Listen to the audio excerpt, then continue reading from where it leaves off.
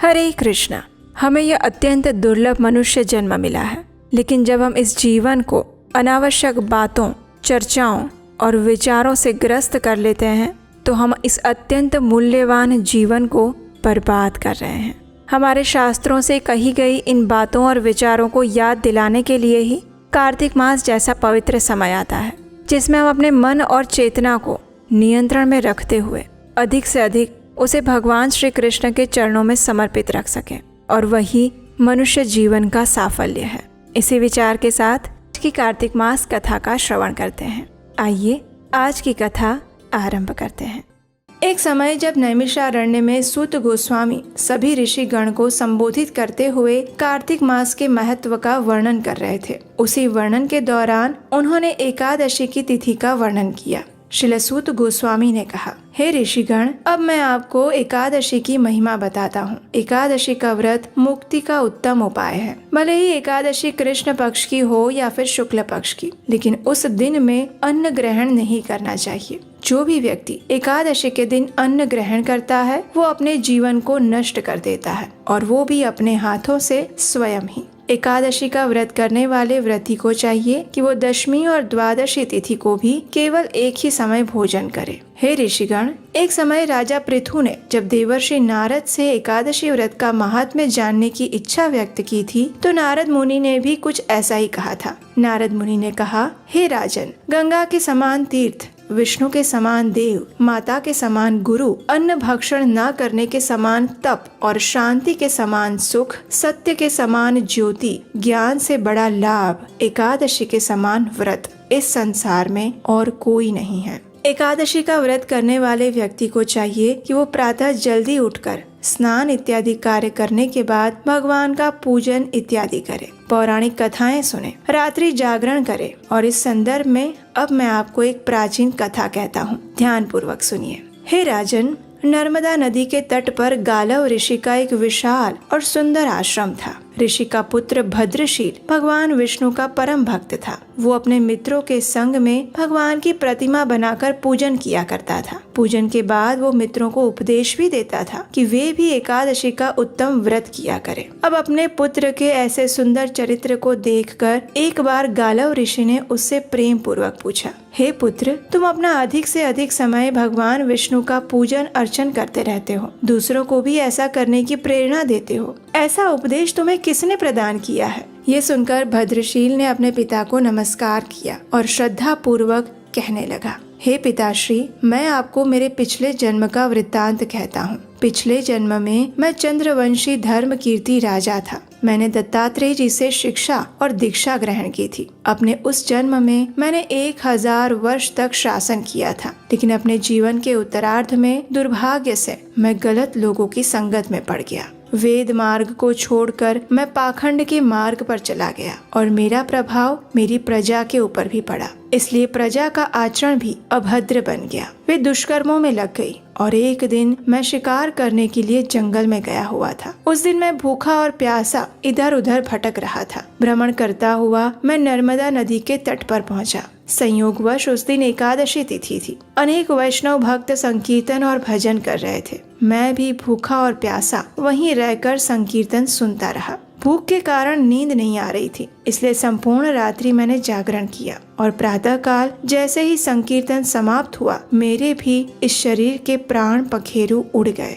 उस समय मुझे लेकर यमदूत चित्रगुप्त के पास पहुँचे। चित्रगुप्त ने कहा कि मैंने अनेक पाप किए हैं, लेकिन मेरे प्राण एकादशी व्रत के बाद निकले हैं, इसलिए मैं पापों से पूर्णतया मुक्त हो चुका हूँ। और इतना सुनते ही स्वयं यमराज ने मेरा अभिवादन किया। यमदूतों से कहा कि जिसके प्राण एकादशी व्रत करते हुए निकले वो स्वर्ग का अधिकारी होता है। जो अनजाने में भी एकादशी का व्रत करता है उसके सभी पापों का निवारण हो जाता है। इस प्रकार हे पिताश्री, मुझे एक सुंदर विमान में बिठाकर स्वर्ग लोक में भेज दिया गया, और उसके बाद हजारों वर्षों तक इंद्रलोक और विष्णु लोक में वास करने के बाद मैंने आपके यहाँ जन्म लिया है। इस कथा का समापन करते हुए नारद मुनि ने कहा, हे राजन, एकादशी व्रत की महिमा अपरंपार है। जो कोई भी इस कथा को श्रद्धा भाव से पढ़ता या सुनता है उसके भी समस्त पाप नष्ट हो जाते हैं। वो इस संसार के समस्त सुखों को भोग कर अंत में भगवान विष्णु के वैकुंठ धाम को जाता है। तो इसलिए आप सब भी इस कार्तिक मास में आने वाली एकादशी को दृढ़ता और निश्चय पूर्वक पालन करने का संकल्प लीजिए। और सिर्फ कार्तिक मास ही क्यों,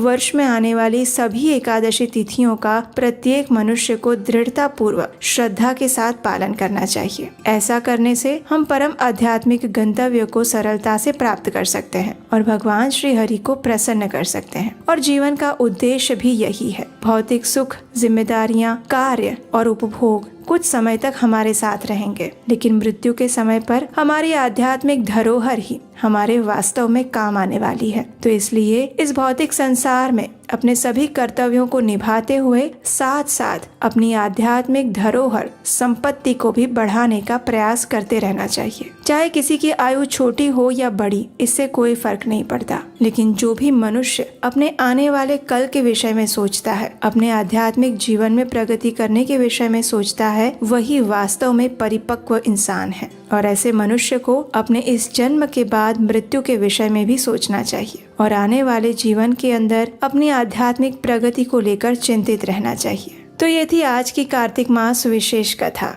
आइए अब हम सुनते हैं मन और हृदय को दिव्य आध्यात्मिक आनंद प्रदान करने वाला ये सुंदर हृदय स्पर्शी दिव्य भजन।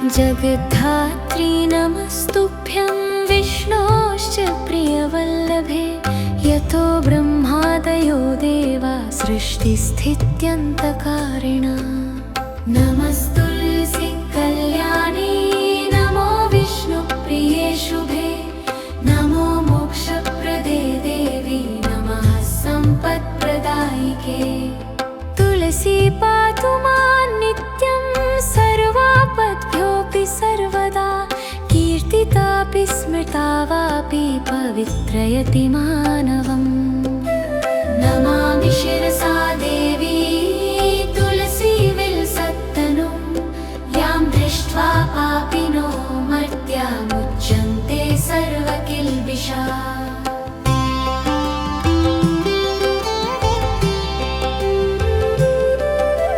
तुलस्या रक्षितं सर्वं जगदेतच्चराचरं या विनिहन्ति पापानि दृष्ट्वा वा पापिभिर्नरैः नमस्तुलस्यतितरां यस्यै बद्ध्वाञ्जलिं कलौ कलयन्ति सुखं सर्वं स्त्रियो वैश्यास्तथा परे तुलस्या न परं किञ्चित् दैवतं जगतीतले यथा पवित्रितो लोको विष्णुसङ्गेन वैष्णवः तुलस्या पल्लवं विष्णो शिरस्यारोपितं कलौ आरोपयति सर्वाणि श्रेयांसि वरस्तके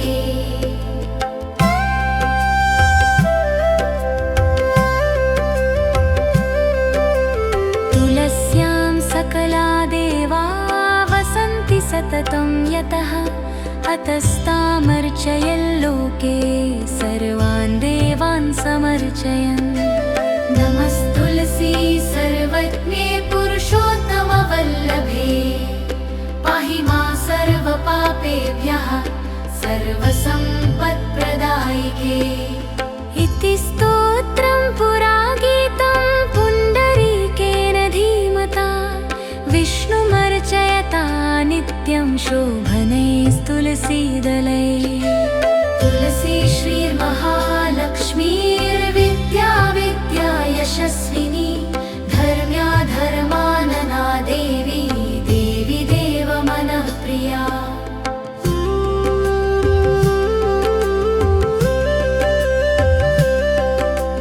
लक्ष्मी प्रियसखी देवी ब्योर्भूमिरचलाचला षोडशैतानि नामानि तुलस्या कीर्तयन्नरः लभते सुतरां भक्तिमन्ते विष्णुपदं लभे तुलसी भूर्महालक्ष्मी पद्मिनी श्रीहरिप्रिया तुलसी श्री सखी शुभे पापहारिणी पुण्यदे नमस्ते नारदनुते नारायण मनः प्रिये इति श्री पुण्डरीककृतं तुलसी स्तोत्रं सम्पूर्णम्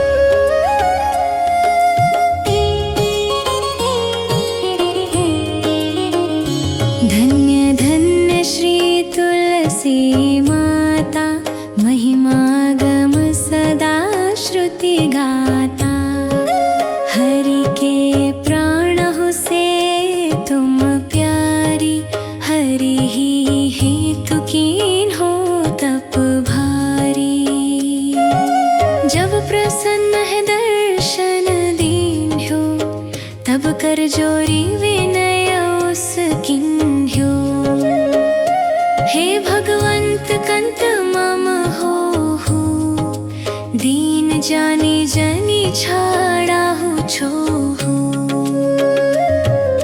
सुनी लक्ष्मी तुलसी की बानी दी हूँ श्राप कध पर आनी उस योग्य वर मांगन हारी हो विटप तुम जड़ तनुधारी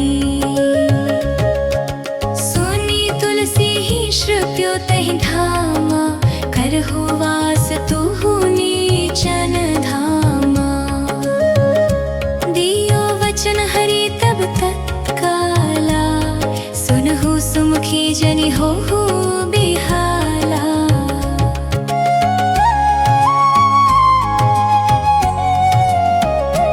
समय पाई होरो पाती तोरा पुजी हो आस वचन सत मोरा तब गोकुल मह गोप सुदामा तासु भई तुलसी तुबामा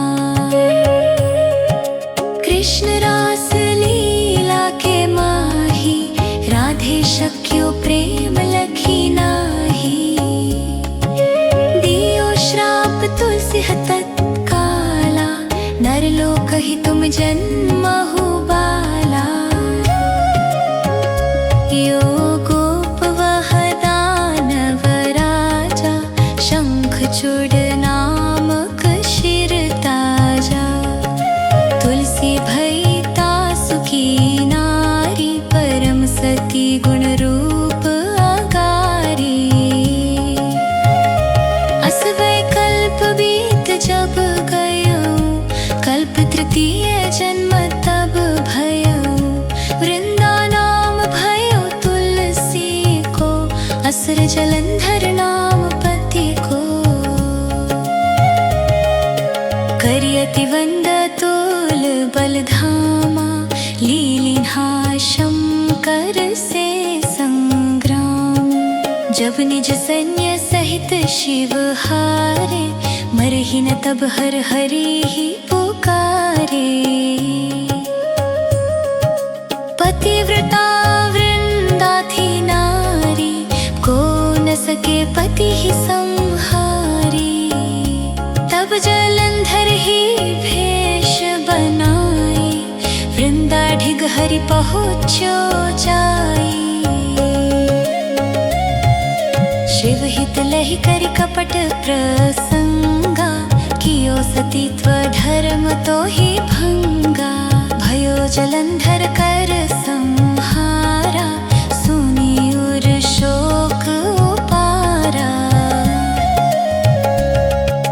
तिहि क्षण दियो कपट हरि टारी लखी वृंदा दुख गिरा उचारी जलंधर जस हत्यो अभीता सोई रावण तस हरहि सीता अस प्रस्तर समहृदय तुम्हारा धर्म खंडी मम पति ही संहारा यही कारण लही श्राप हमारा, होवे तनु पाषाण तुम्हारा। सुनी हरि तुरत ही वचन उचारे, दियो श्राप बिना विचारे। लख्यो ना निज कर तूती पति को, छलन चह्यो जब पार्वती को। जड़मति तुहु अस हो जड़ रूपा, जग मह तुलसी विटप अनूपा। धक्व रूप हम शाले ग्रामा, नदी गंड की बीच ललामा।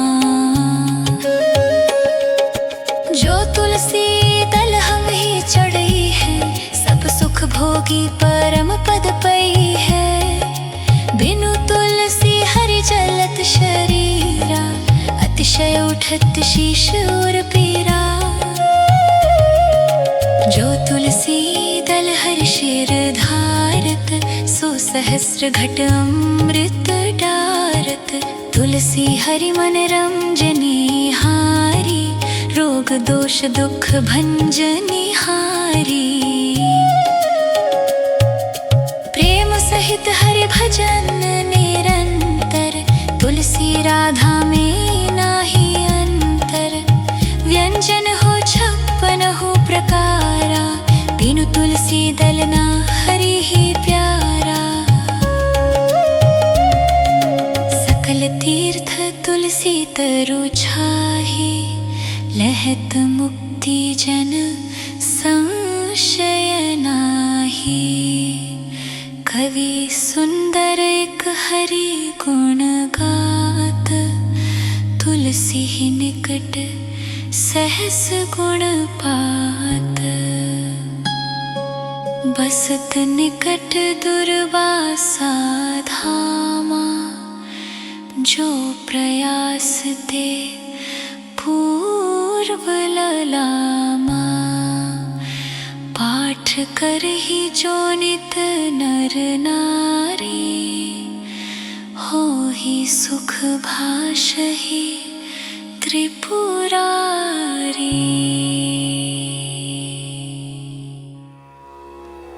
जय जय तुलसी माता, सब जग की सुखदाता। सब योगों के ऊपर, सब भोगों के ऊपर, रुज से रक्षा कर भात्राता। जय जय तुलसी माता।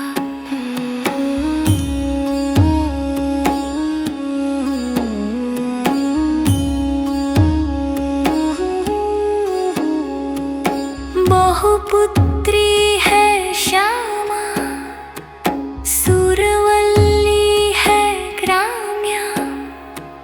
विष्णु प्रिय जो तुमको सेवे, सो नर तर जाता। जय जय तुलसी माता। हरि के शीश विराजत, त्रिभुवन से हो वंदित। पतित जनों की तारिणी, तुम हो विख्याता। जय जय तुलसी माता। लेकर जन्म बिजन में, आई दिव्य भवन में। मानव लोक तुम्ही से सुख संपत्ति पाता। जय जय तुलसी माता। हरि को तुम अति प्यारी, श्याम वर्ण सुकुमारी। प्रेम अजब है श्री हरि का, तुमसे नाता। जय जय तुलसी माता। जय जय तुलसी माता। सबकी सुखदाता, वर माता।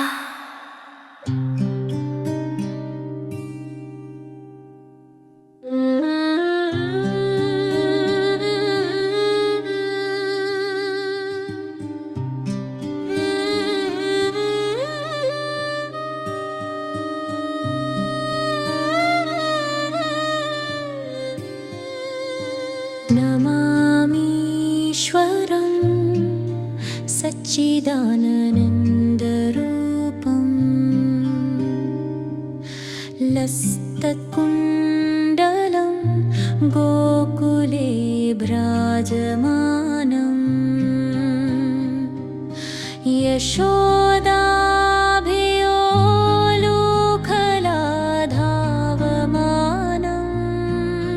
यशोदाभियोलुखलाधावमानम् परामृष्टमत्यं ततो धृत्य गोप्या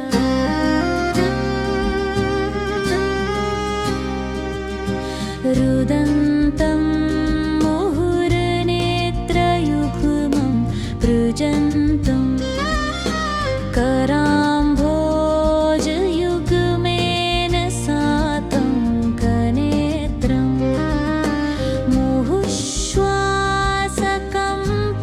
मुहुश्वासकम्पत्रिरेखा प्रकण्ठ सितग्रैव दामोदरं भक्तिबद्धं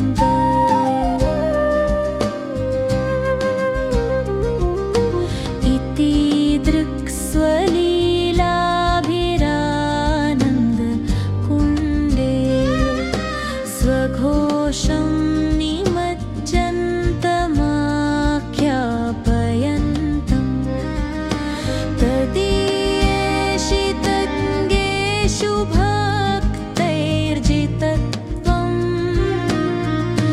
पुनः प्रेमतस्तं शतावृत्ति वन्दे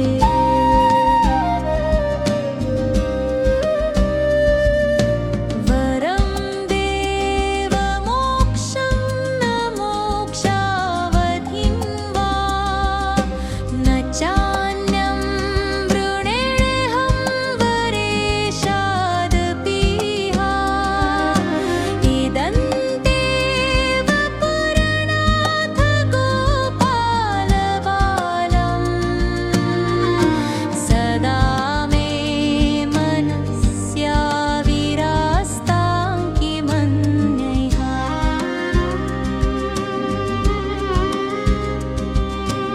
इदन्ते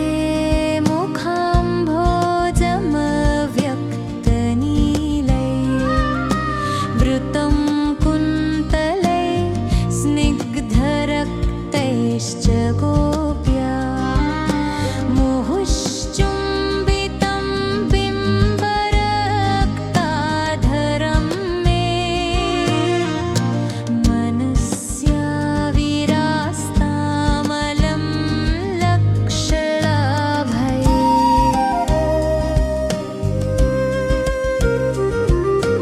नमो देवदामोदरानन्तविष्णो प्रसीद प्रभो दुःखजालाब्धिमग्नं कृपादृष्टिवृष्ट्यातिदीनं बतानुगृहाणेश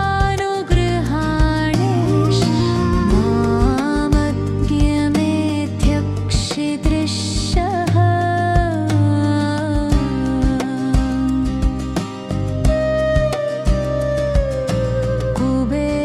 कुबेरात्मजो बद्धमुरत्यैव यद्वत् त्वया मोचितो भक्तिभाजो कृतो च तथा प्रेमभक्तिं स्वकाम्बे प्रयच्छ जमोक्षे ग्रहो मे अस्ति दामोदरेह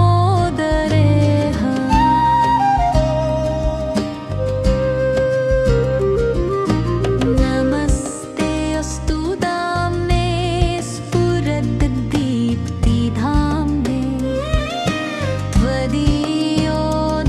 त्वदीयोदरायाथ विश्वस्य धाम्ने नमो राधिकायै त्वदीयप्रियायै नमो नन्तलीलाय देवाय तुभ्यम्